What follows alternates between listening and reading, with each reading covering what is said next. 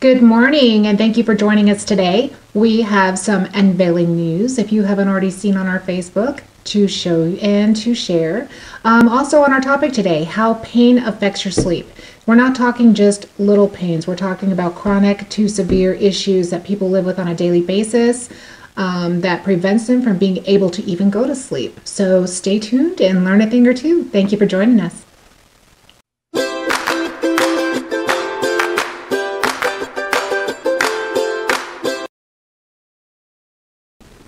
Good morning, I'm Javier. And I'm Gretchen. And this is episode I think 14 or 15 of our second year of doing this. Isn't that crazy? I know, but there's newness now. Why is there newness now? Our title. Well, yeah. We're changing from Good Mornings with Sleep Well because the Sleep Well name we have changed from Sleep Well to Live Well. Yes. And it's Live Well Mattress and Furnishing Centers. Yes. And so we're looking forward to having some videos about that. This will be the last of the Good Mornings with Sleep Well, and then we'll just kind of retitle it or reformat it or whatever. But yeah, it is. You're right. I honestly, to me, the title change of the company just changes outwardly. So inwardly, it's still going to be the same purpose. So yeah. Yes. Yeah. We have grown into furniture, so that's why we've rebranded. Just so if you're wondering, that's what happened. Nobody's bought us out. There's nothing like that. It's the fact that we have just grown into our big shoes now, and we're no longer limited to only selling an amazing sleep system, but now we've added on to all levels of home furnishings. So yeah, and we'll have some videos on that. Let's see. So around here, what we've really changed. Let's see. We've got a new employee in Alamogordo. Her name is Jessica. Very good employee. Very nice. She's been with us now for 3 weeks, and maybe a month now, huh? I think it's been a month. Wow. This is week 4. Wow, time passes really quick. But Jessica's fantastic. I hope you guys come down and meet her. Let's see. We have also really increased our furniture lines in the Alamogordo store. That's huge. Let's see. I mean, just so much that's been going on. That's kind of why you haven't seen us around since I think the rest bed video was the last video we made, and that was almost 3 weeks ago. If you guys haven't come to see the rest bed, you need to come see the rest bed. That's right. When you say smart, it does it all. There's nothing that bed left us with having to figure out. You just lay on it, and it does its thing. Yeah, it's pretty awesome. It's amazing. Yeah, a bed that you control by your tablet or your phone is just awesome. Right. So we've got that. Just so much going on. It's been a tiring couple of weeks. It really, to be honest with you, has. And the August, August, September, the Labor Day we just had. I mean, just so much things happening. It was a busy season. Yes, it's been very busy. Yeah. And we're also working out of both of our stores. So our time is kind of split in half between the two of us. Yep. But it is nice to be able to sit down and breathe with you guys again. So here we are.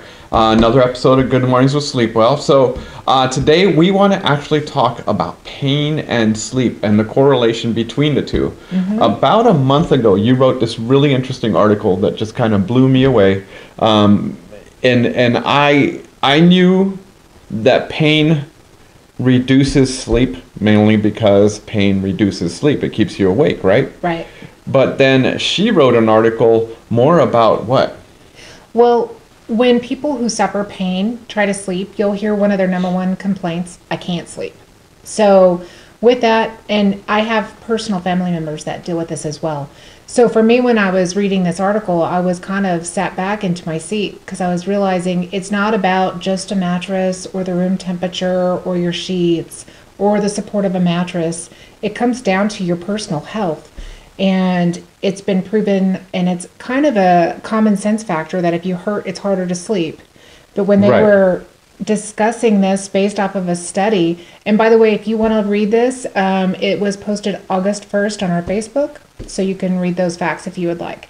But reading this study was really hard to digest because the fact that it personally tells you that, painful stimulus it hits in your neurosystem. So it affects you trying to sleep. So when you try to go into deep sleep, you're not able to stay in deep sleep.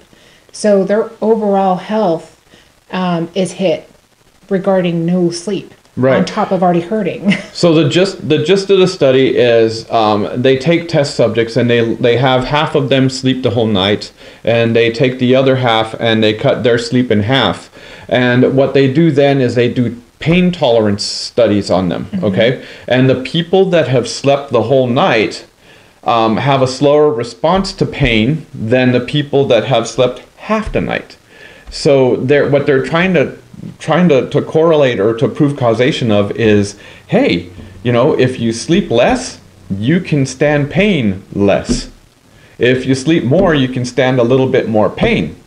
So that study I'd never drawn that. And I'm the one that's deprived himself of sleep a couple of times just to experiment. So I've never drawn that. I didn't know that lack of sleep would cause your pain to register more. That's the part that blew me away. See, and when we think about the common sense factor to all of this, you can read into it saying, well, yeah, if I don't sleep, I'm more responsive to annoyances, things that cause more stress. Everything is a bit more sensitive. And this was just one more factor that kind of supported that and proved that even with your brain trying to rest and it's not capable and it's firing off all those neurons saying hurt, hurt, hurt, everything is affected in your health range when it comes to pain. Right. So then the other article that we're referring to is one where it's a little bit more common sense, but it also, it's written by the National Sleep Foundation, and what it is basically saying that pain can reduce sleep. And it's a vicious cycle because sleep then introduces more pain. Yes. So it's this whole cycle about things. Yeah. And what they go through is actually, in the conclusion of their article, is do your best to have really good sleep hygiene. What is really good sleep hygiene? You want to reduce your caffeine intake throughout the day, especially no later than like 1 or 2 o'clock. You want to give yourself, 6 to 8 hour window, 6 to 8 hour window, depending on your sensitivity to caffeine. You want to make sure that your room temperature is ideal. You want to make sure that your environment is quiet, or however it is that you comfortably sleep. Some people like the noise of a fan. But you're trying to prevent things from complicating your sleep environment or preventing you from going into sleep and staying asleep. Right. So even if you're in a pain mode or whatnot, you can help yourself by trying to increase your sleep. Because sleep is recovery, but on top of that, sleep also is now showing that sleep can reduce your pain or actually improve your pain tolerance. What you said about caffeine, I think, is key, because I think that's where so many people fall victim to things, is they forget that, hey, if I drink caffeine past 4, I'm not going to be able to sleep till midnight, or I'm not going to be able to sleep till 10. And yes, there are doubters that say, oh, I can drink an energy drink at 4 o'clock or at 6 o'clock and sleep just fine. No, you can't. You just can't. What happens is you fall into a very light sleep, which is not a recovery sleep. Recovery sleep and the light sleep are totally different. Same with alcohol. Exactly. Same with alcohol. You may think that you're sleeping well with alcohol, but you're actually not. You're actually never reached the REM cycle. You never actually reached the REM cycle. When they say you're passed out, you're passed out. Yes. Yeah. So just keep that in mind. Sleep hygiene. The other thing you said is keeping the room at a certain temperature. What is the ideal temperature?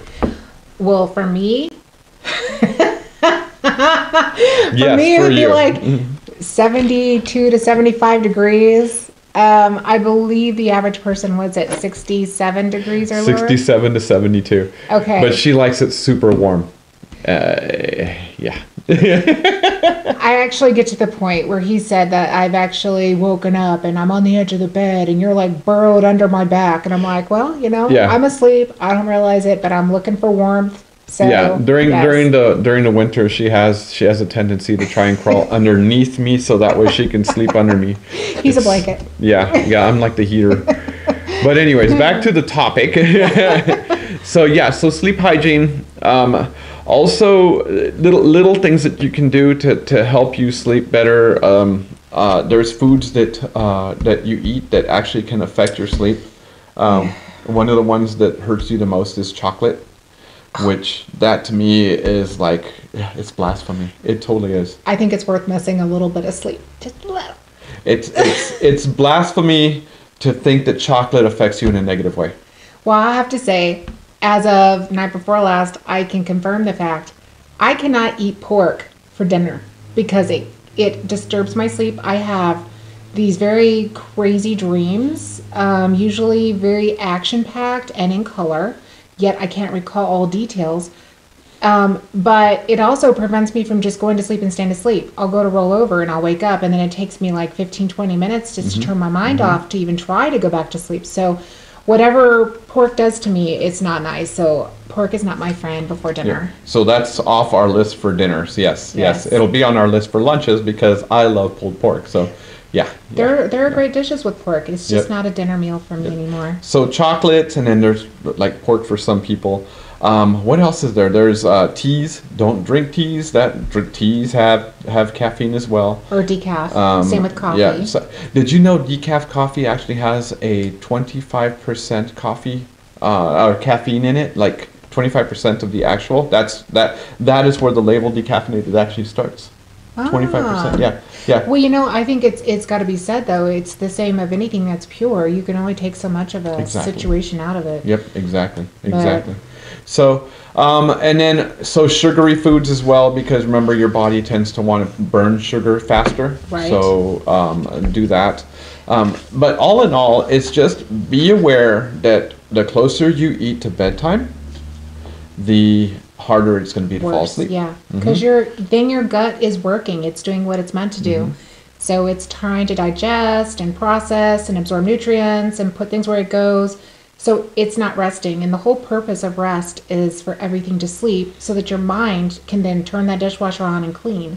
So if you're creating all this extra work in your body before bed, it disrupts it. Same with exercising before sleep. You're getting everything going where you may feel exhausted after you're done with a really good workout, especially if you do a lot of HIIT. It's a very good point. But when it comes to rest, your brain is firing all of its pistons at that point, and everything is very active. So, and I mean, it's unfortunate because there are so many people that are sleeping or that are living with chronic pain. Yes. And I mean, we know that struggle's bad, but to make the struggle with sleep happen or even make it worse, that's the bad part. So, yeah, just kind of watch your sleep hygiene, watch what you eat, watch what you're drinking, and try to make a habit of your sleep times. So that way you're falling asleep at a set time and waking up at a set time. So that way your body's not getting confused. It's been proven by these studies that sleep will help your pain tolerance, and it's also been proven the other way around that sleep can cause your pain tolerance to go lower. So yeah, then once again, the importance of sleep. So when it comes down to actually trying to define these people that have chronic pain, this is an aid on the importance of how you need to find realms of sleep so that it won't create more pain by not sleeping. But for those people that are like, but how do I get to that step one? Still talk to your doctor. Still stay on pain meds if that's what's required so that you can function. Try not to get into a situation where you're taking meds that compromise sleep. That right there is a huge little ticker you need to pay attention to, those side effects. But also know that there are other ways of handling as well. I know new on the market is CBD. It's legalized in all 50 states because they realize that this is hemp, not THC, but the hemp actually helps because our brains have a natural endocannabinoid receptor, so it knows how to process it just like it would a fruit or vegetable. It's a natural plant. So when speaking to your doctor, make sure you bring up all your concerns. Again, you don't want to stop taking pain medications. Right.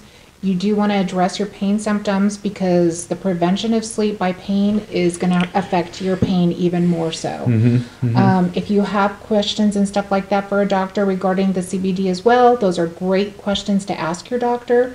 And just stay focused on your sleep health and your sleep hygiene because they are detrimental to the amount of pain that you will feel throughout your life. Yep. And remember, for other sleep tips or whatnot, we do have plenty of episodes of Good Mornings with Sleepwell that have sleep tips, have ways of getting into really good sleep habits, tips on everything from health or whatnot. So watch the past videos, definitely, and subscribe to the channel if you're interested in getting a weekly update on sleep news and on healthy living news, stuff like that. So yeah, please. And remember, when you sleep well, You live well. have a wonderful day. Bye-bye. Bye.